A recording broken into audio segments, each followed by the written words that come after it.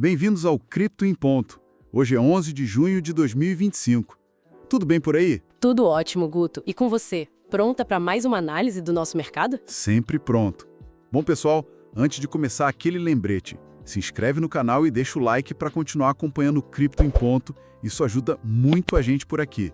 Bom, Gabi, vamos lá. Hoje temos um monte de coisa para destrinchar, né? Análise de mercado, adoção por empresas, umas novidades tecnológicas e uns alertas também. Exato. A ideia é pegar tudo isso, esses artigos, essas notícias, e tentar entender o que está rolando mesmo. Quais são as tendências, os riscos, onde podem estar as oportunidades, né? Perfeito. O mercado tá bem dinâmico, para dizer o mínimo. A gente vê movimentos de preço bem significativos. Sim, e não só preço, né? O interesse institucional parece que está crescendo mesmo. Discussões sobre regulação pegando fogo. E as novas aplicações que não param de surgir, tokenização, inteligência artificial entrando com tudo. É um cenário, assim, cheio de promessas, mas também com os desafios bem complexos pela frente. Com certeza. Começando então pelo mercado, pelo sentimento geral. Bitcoin tá ali, né, naquela de testar níveis importantes de novo. O clima tá mais para otimista, parece. Parece que sim. Mas olha que curioso, Gabi. A AVE teve uma valorização bem expressiva, né? Mais de 15% recentemente. Voltou a ser negociada ali acima dos $300. É verdade. E o interessante é que parece ter tido um empurrãozinho do pessoal no Brasil. As buscas por AVE por lá, superaram até ADA e BNB em alguns momentos. Sério? Que dado interessante. Mostra um foco talvez diferente do investidor brasileiro naquele momento, né? Exato. E junto com isso, o valor total bloqueado, o TVL, na plataforma AVE, nossa, disparou. Ultrapassou 26 bilhões de dólares. Isso é muita coisa. Caramba, 26 bilhões? Isso mostra uma confiança grande no setor DeFi, ou pelo menos na AVE especificamente, né? Sem dúvida. Reflete essa confiança. Agora, olhando a parte mais técnica, existe uma resistência ali, perto dos $310. Se conseguir romper essa barreira, aí o caminho poderia abrir para buscar uns $330, talvez. Mas tem um porém. Qual? O índice de força relativa, o RSI, está acima de 70. E quando está assim tão alto, geralmente é um sinal de alerta, né? Sugere que o mercado pode estar um pouco esticado demais, talvez no curto prazo. Entendi. Tipo um sinal de sobrecompra? Que pode vir uma correção por aí. Exatamente. Não é uma certeza, claro, mas é um ponto para ficar de olho. Cautela é sempre bom nesse mercado. Com certeza. E o Ether, ETH? Como é que tá? A gente fala muito de Bitcoin, mas o Ether? O Ether está numa situação um pouco diferente. Ele está negociando numa faixa mais estreita, assim, entre uns 2.370 e $2.770, mais ou menos. Mas os fundamentos dele continuam bem robustos, sabe? Ah, sim. Tipo o quê, por exemplo?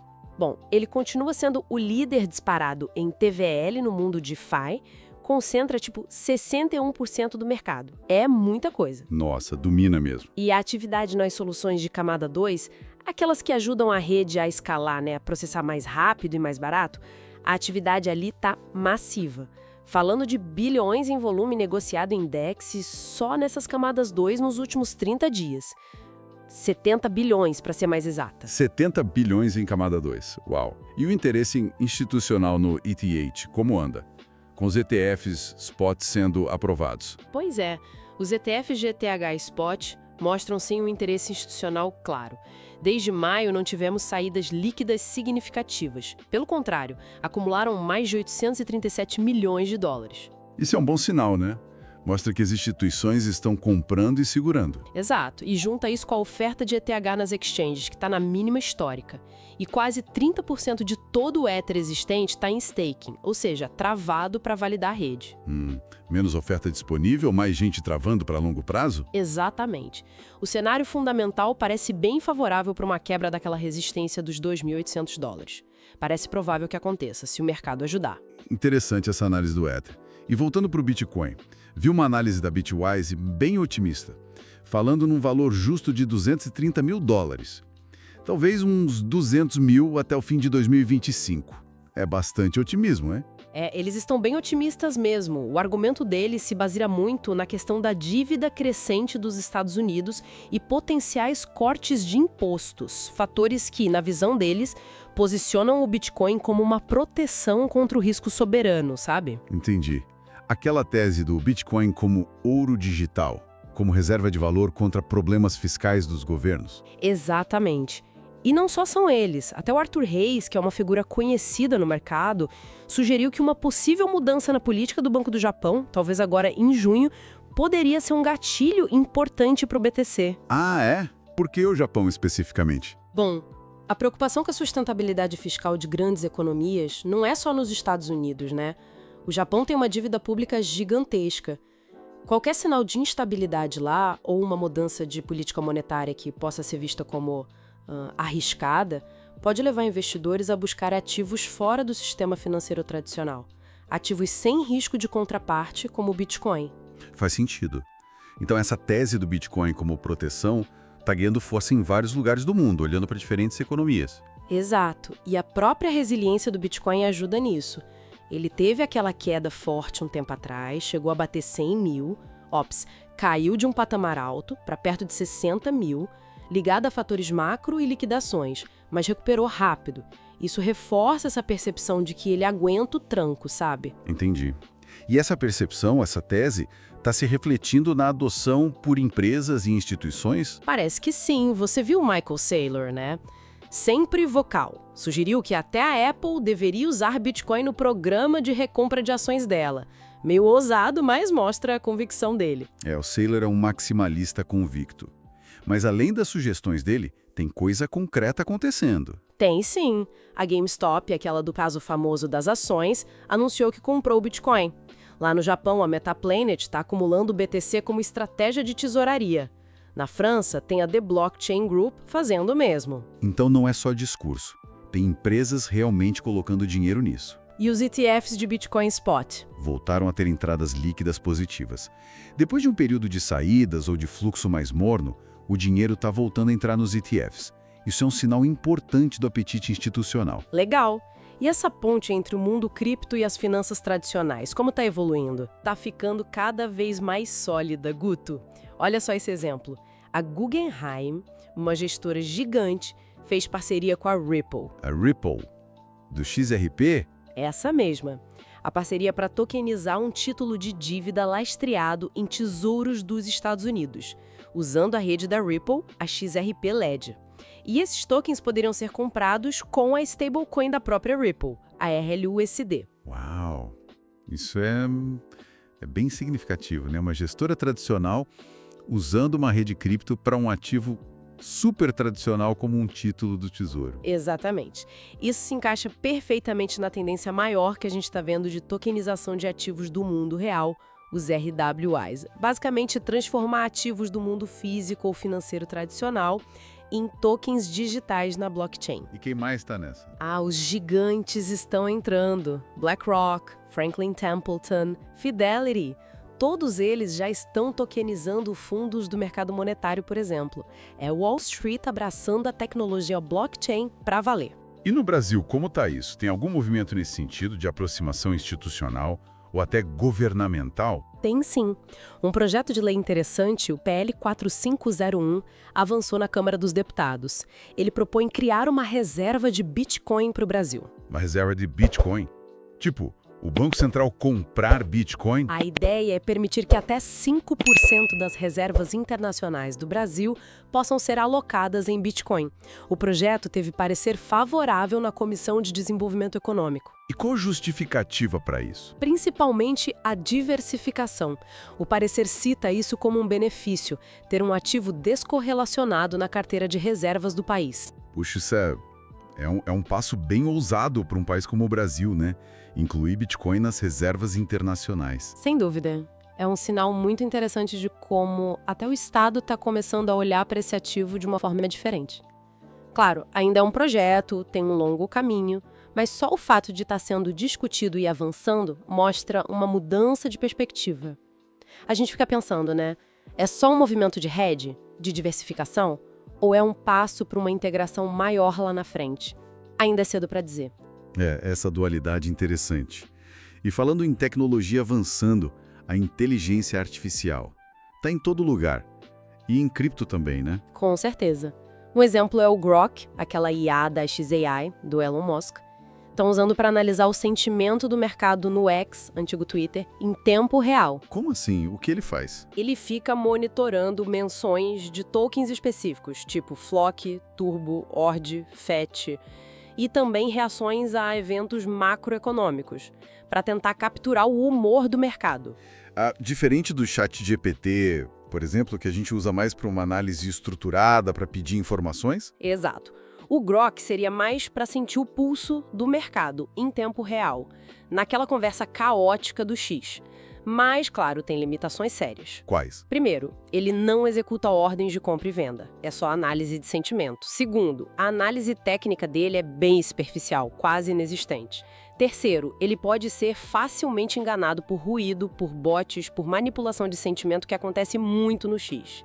E quarto, ele não faz gerenciamento de risco nenhum. Entendi. Então é uma ferramenta curiosa, talvez útil para ter uma ideia do burburinho, mas longe de ser uma solução mágica para operar, né? Tem que usar com muitas ressalvas. Muitas mesmo.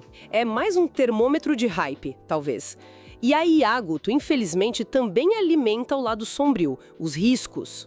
Ah, sim. Os golpes. Exato. Saiu um relatório recente bem alarmante, feito pela BitGet, junto com a Slowmist e a Elliptic, que são empresas de segurança. E o que ele diz? Ele aponta que os golpes usando deepfakes, sabe aqueles vídeos ou áudios super realistas manipulados por IA para imitar pessoas conhecidas? Sim. Assustador aquilo. Pois é, esses deepfakes impulsionaram um aumento brutal nas fraudes com criptomoedas. O relatório estima que só em 2024 o prejuízo com fraudes cripto chegou a 4,6 bilhões de dólares. 4,6 bilhões? É muito dinheiro. Demais. E o mais chocante, quase 40% dos golpes de maior valor usaram deepfakes de figuras públicas tipo empresários, famosos, políticos, influenciadores, para enganar as pessoas e convencê-las a enviar dinheiro ou clicar em links maliciosos. Caramba, isso é muito sério. A sofisticação dos golpes está aumentando demais com a IA. Como se proteger disso? A recomendação é clara e vale para tudo na vida, mas especialmente em cripto. Desconfie sempre. Verifique informação em fontes oficiais, nos canais verificados da pessoa ou empresa, não clique em links suspeitos e uma dica prática, isole os riscos. Use carteiras separadas para diferentes finalidades, não deixe tudo num lugar só e haja com calma, não tome decisões na pressão. A cautela tem que ser redobrada mesmo. Assustador pensar no poder da IA para criar golpes tão convincentes. Muito. Mas, por outro lado, a tecnologia também traz soluções práticas, né? A gente não pode só focar no lado ruim. Verdade. O que temos de bom aí? Bom, algo mais do dia a dia. O Google integrando o Pix ao Chrome e ao Google Pay aqui no Brasil.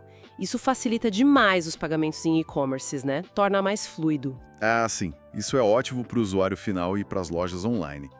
Menos atrito na hora de pagar. Exato.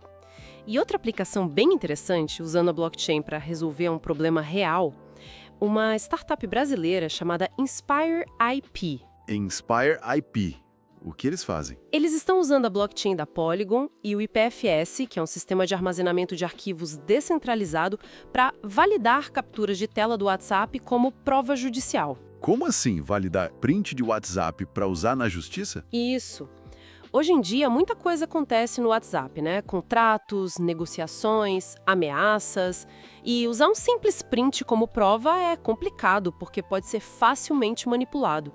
O que eles fazem é criar um registro dessa captura de tela na blockchain e no IPFS. E qual a vantagem disso? A blockchain garante a imutabilidade e um carimbo de tempo seguro, ou seja, prova que aquele print existia daquele jeito, naquela data e hora, e não foi alterado depois. O IPFS garante que o arquivo original fique armazenado de forma descentralizada e acessível. Funciona como uma alternativa muito mais barata e acessível do que a tradicional ata notarial feita em cartório. Poxa, que sacada genial! Usar a tecnologia base das criptos para resolver um problema de confiança no mundo digital que afeta muita gente em processos judiciais. Precisamente, mostra um uso super concreto e útil da blockchain para além da especulação financeira. É a tecnologia trazendo segurança e validade para interações digitais, o que é cada vez mais necessário. Muito legal mesmo. Mas falando em especulação, para a gente ir fechando, teve aquela notícia que chamou a atenção, né? A tal da baleia misteriosa. Ah, sim. Aquela que abriu uma posição comprada gigantesca em Bitcoin, de 300 milhões de dólares. E o detalhe, com alavancagem de 20 vezes. Caramba, isso é jogar muito alto, né? Demais. Uma aposta de 300 milhões, que, na verdade, controla 6 bilhões de dólares em Bitcoin.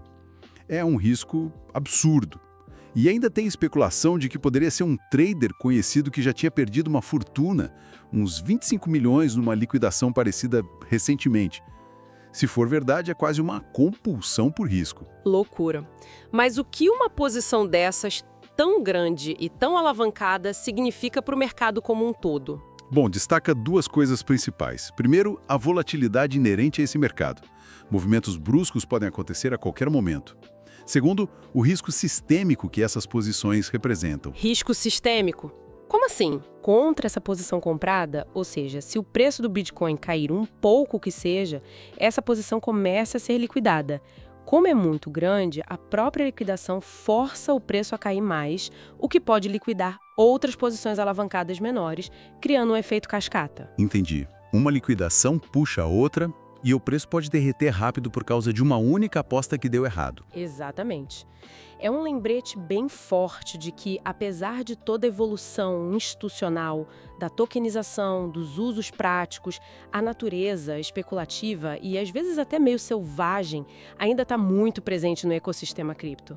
Esses dois mundos coexistem. Faz todo sentido. Então, Gabi, juntando todas essas peças que a gente conversou, o que a gente tira disso tudo? Olha, Guto, acho que é a imagem que fica de um mercado super aquecido, com alguns setores como o DeFi, mostrando muita força. A gente viu o caso da Aave, os fundamentos do ETH. Sim. Ao mesmo tempo, o Bitcoin parece estar se consolidando cada vez mais naquela narrativa de proteção, de reserva de valor, não só nos Estados Unidos, mas globalmente por causa das incertezas macroeconômicas. E as instituições embarcando de vez, né? Com tokenização, ETFs, até interesse governamental pintando ali no horizonte com um projeto de lei no Brasil. Exato. Mas aí vem o contraponto. A tecnologia que viabiliza tudo isso, como a IA, é uma faca de dois gumes. É ferramenta poderosa para análise, mas também arma para golpes cada vez mais sofisticados. E a blockchain mostrando usos práticos bem interessantes, como essa validação de provas digitais, resolvendo problemas reais de confiança. Isso.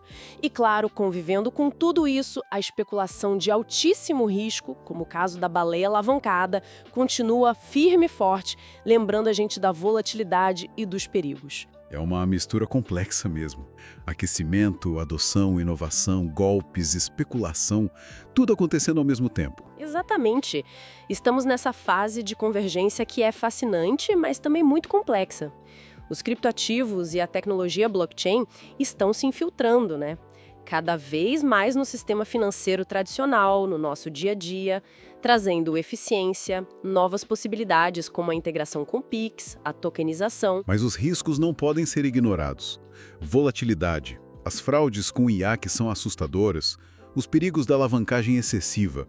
Exige mais conhecimento, mais prudência do que nunca por parte de quem investe ou usa isso. Sem dúvida.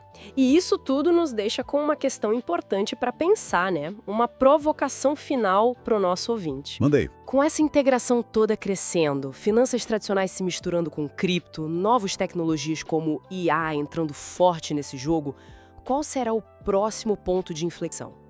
O que vai realmente mudar a forma como o investidor comum, a pessoa do dia a dia, percebe e principalmente utiliza esses ativos digitais? O que vai fazer isso sair da bolha entusiasta e virar algo corriqueiro? Ótima pergunta para fechar. O que vai ser esse gatilho da adoção em massa na prática, né? Fica aí a pergunta no ar. Exato. Deixem aí nos comentários o que vocês acham. Qual a aposta de vocês para esse próximo ponto de virada? Isso aí, pessoal. Comentem bastante. Por hoje é isso. Muito obrigado pela companhia de todos Obrigada, pessoal. Até a próxima aqui no Cripto em Ponto.